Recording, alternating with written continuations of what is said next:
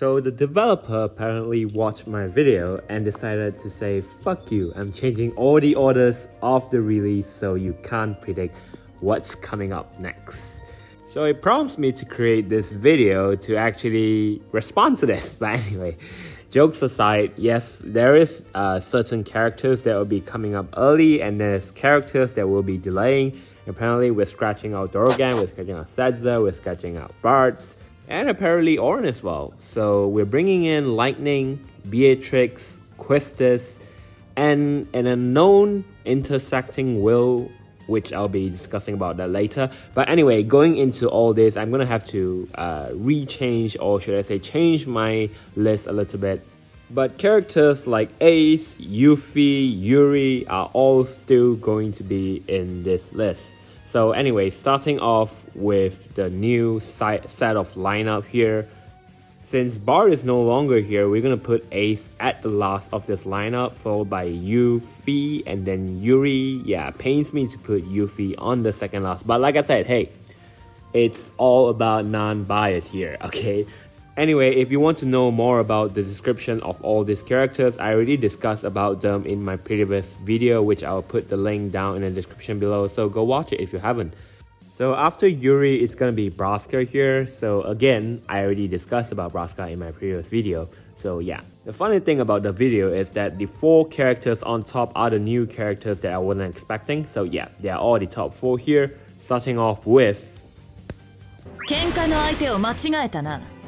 全力で行くぞ吹き荒れろ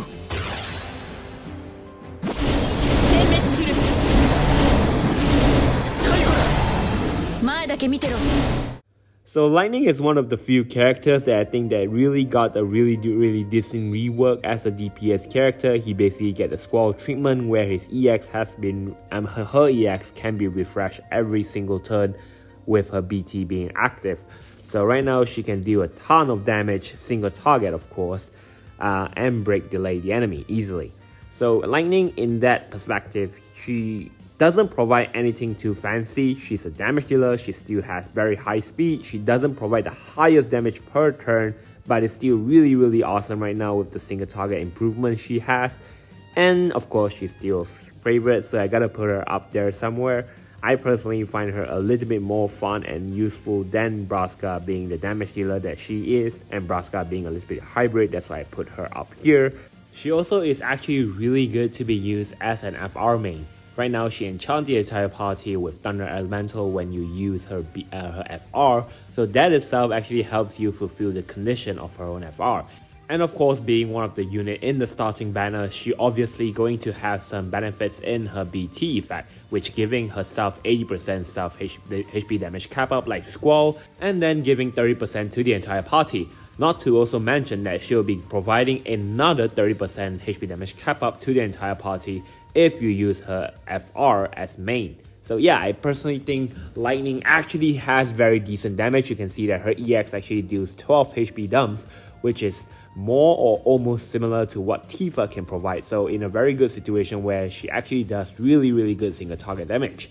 The issue though I find with Lightning is that based on all this upgrade that she gets, she becomes good, yeah, but her skill 1 and skill 2 actually just become completely obsolete. Like you won't use them ever while you're in the you're in the forced time situation. They're just there to exist for you to actually use them before your forced time. While you're in your forced time, there's no way, absolutely no way for you to use those skills. It's kind of like Squall, like I said.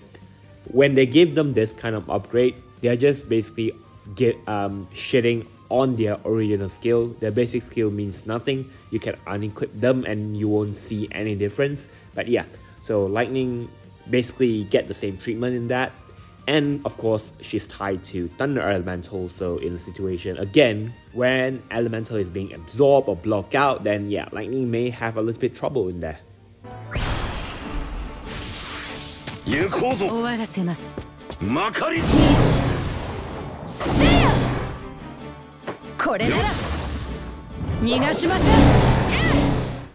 So next up we have Beatrix, and it's funny because in my previous video I put Orin as the third one, and Beatrix being a tank, I still put her as the third one in this list as well.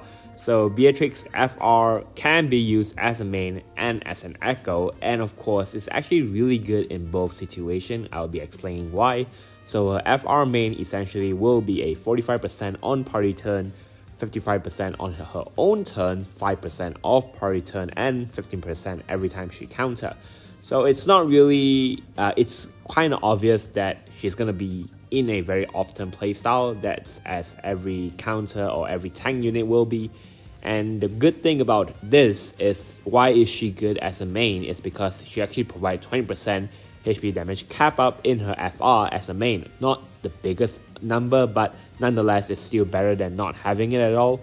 And using her FR Echo, as long as you still have the LD debuff active on the enemy, which will then trigger her follow-up, which deal 3 single target HP attack. And again, anyone with a follow-up always is strong with her or his FR Echo, being because having extra damage over there, especially if you're going into launchers and everything, all this damage is just gonna multiply. So it's, yeah, really good. So taking a look at the pros of what Beatrix can do, basically she's a counter unit, and the best thing about her counter is that as long as the buff character is being targeted or taking damage, regardless of whether or not the target unit is doing the cover one or everything, Beatrix will counter nonetheless. So it's actually really useful because Beatrix can be run with protective units such as Gladiolus who covers for everyone.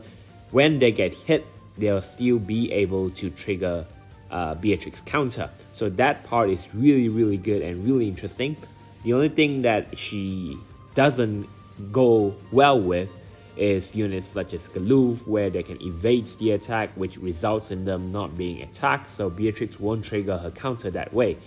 She's also a very slow freaking character, so you won't be having any issue in her being able to dish out all those counter with the enemy taking turns. And of course, she actually have a new ability with her BT effect where she can actually retain her buff. So by doing this, she can actually retain that particular HP attack buff, which, if you recall, nullify all HP attack from the enemy, which will make running her a very safe option as long as your BT effect is active. And of course, she's a dispeller, so in a niche situation where you need that, or if you're running her with units like Baltier, they're going to work really well together. The bad thing about Beatrix, of course, is going to be the same thing as Lightning, which they are tied to a specific elemental. And she also has some buff blocking issue because her buff is really not the greatest buff, but she has a lot of frame buff, so if you want to keep those buffs going, you may need to be careful when using your characters or team composition.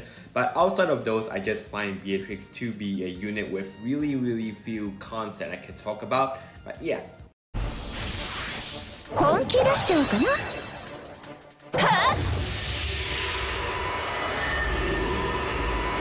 苦しみなさい。終わり。Alright, so you might find this to be a little bit biased, but I'm gonna put Quistis at the top 2 of the list, and hear me out. Okay, Quistis FR can be used as a main and as an echo, although I put a little bit reservative on the main part because although she does provide 75% on turn, as you can see from her cons here, is that one of the conditions for her is to battery the party, which not every unit can do that. So yeah, I'm gonna put her at the suspicious, or whether or not you want to go for her as a main FR condition unit, because she doesn't actually provide any HP damage cap out on her FR as a main, so it's not necessary to go for it. Regardless, her strength comes from her BT. So essentially what her BT provides is a whoop ass of 90% self HP damage cap out to herself and a 40% to the entire party. And this is absolutely insane because 40% is really good, not considering that she already has a high armor, which provide additional 15% to the entire party for the HP damage cap up. So all this can round up for her to be extremely good as an aura bot. Also, her BT actually allows the entire party to delay regardless of what attack they're using. So this allows all of them to be able to delay the enemy, which allows you to space them out for easier setup for your entire on-turn damage dealing.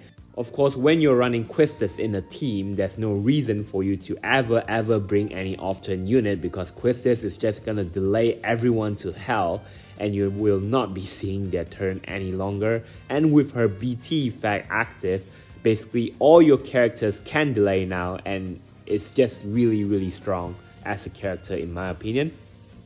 Of course, Quistis has some issue, not to mention that she has actually quite low damage output, so having a 90% self HP damage cap out might help her a little bit, but not too much because she doesn't have a lot of dumps in there.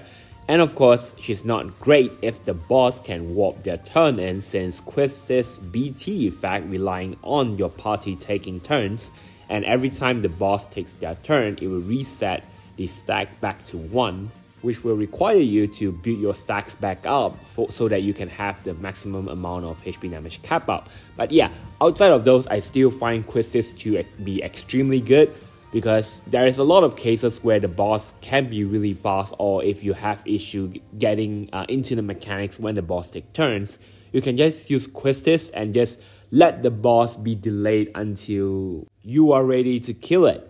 And of course, in a situation where you don't have a FR battery unit, or you run 3 units that don't supercharge your entire FR gauge, you can always rely on Quistis to help you build your FR gauge without having the boss takes any turn. So that itself just convinced me that Quistis is just really easy to slot in as a third character as long as you're not running an often team composition. She's always really good to be there. 全てを計測する。